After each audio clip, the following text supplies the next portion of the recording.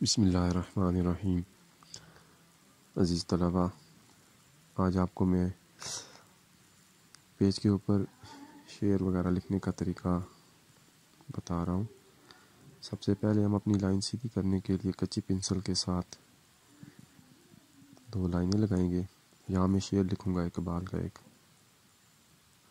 مناسب فاصلہ چھوڑیں گے ہم ایک لائن سے دوسری لائن تک، قلم کی چوڑائی کو ہم دیکھ کر۔ یہ میں نے 2 لائنیں لگائی ہیں۔ پہلی لائن پر ایک شعر میں لکھوں گا اور شعر کا پہلا مصرع، اور دوسری لائن پر شعر کا دوسرا مصرع۔ یہاں میں کٹ والے چھوٹے مارکر کے ساتھ جو ہے یہ شعر لکھوں گا۔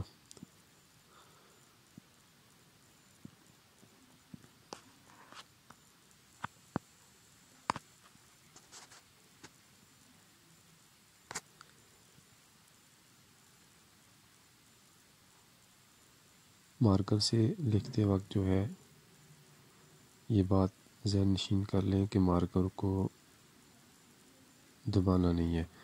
اگر ہم مارکر کو دبائیں گے تو مارکر کی نوکیں جو ہے وہ خراب ہو جائیں گے، اس لیے مارکر کو بالکل نرمی سے پکڑنا ہے، قلم کی طرح اس کو نہیں پکڑنا۔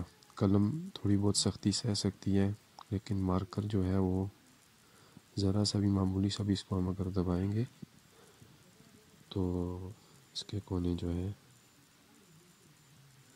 ٹیڑھے ہو جائیں گے۔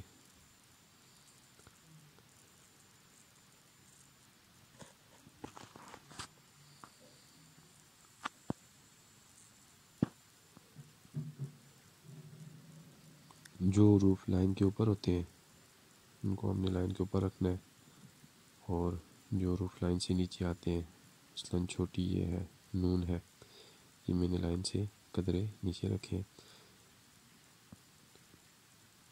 تو ابھی راہ گزر میں ہے جو ہے میں نے تھوڑا سا اٹھا لیا ہے، ہوتا یہ لائن کے اوپر ہی ہے،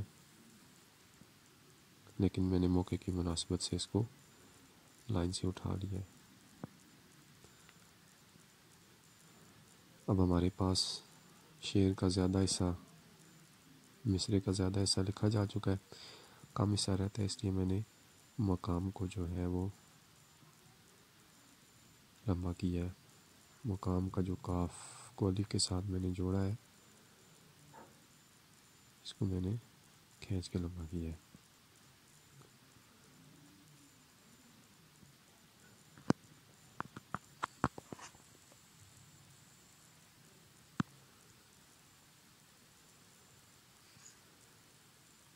ہمارے پاس ابھی بھی فاصلہ تھا،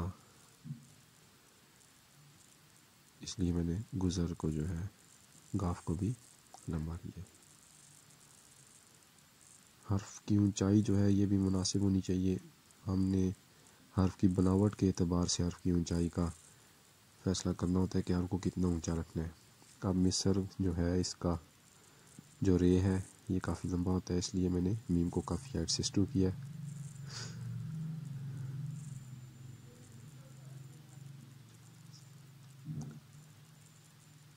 مصر و حجاز سے گزر، حجاز جو ہے اس کو جو عرب شریف ہے اس کا پرانا نام جو ہے وہ حجاز تھا، حجاز مقدس۔ سلطنت عثمانیہ کے وقت اس کا نام حجاز مقدس تھا، پھر جب آل سعود نے اپنی گورنمنٹ قائم کی تو انہوں نے اس کا نام تبدیل کر کے سعودی عرب رکھ دیا۔ مصر و حجاز سے گزر، فارس و شام سے گزر۔ یہاں پر سین کو بھی میں نے قدرے لمبا کیا ہے، حروف کے اندر اٹریکٹیونیس پیدا کرنے کے لیے۔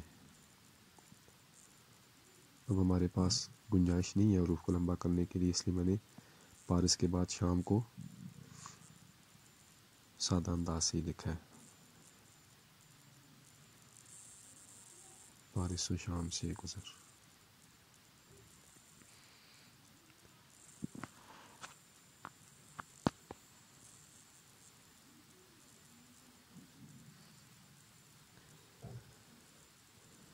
خوبصورتی پیدا کرنے کے لیے کچھ حروف کے اوپر میں نے اعراب لگا رہا ہوں۔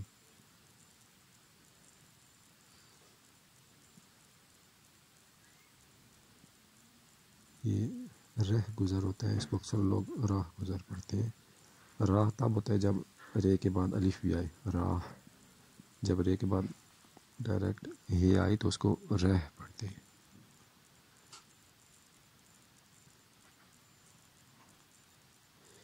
مصر و حجاز، ہے کے نیچے زیر، جن کے اوپر میں نے اعراب وغیرہ کچھ بھی نہیں لگایا، بلکہ پھول کی طرح میں نے اس کو بنایا۔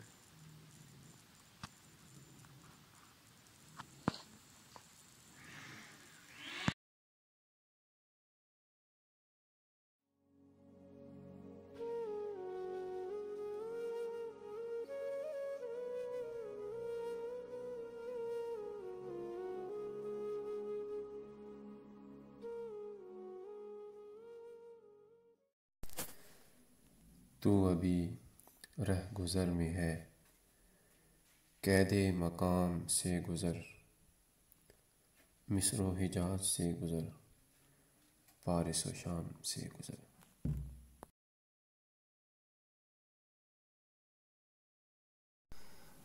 مزید اپڈیٹس کے لیے میرا چینل ضرور سبسکرائب کیجیے گا۔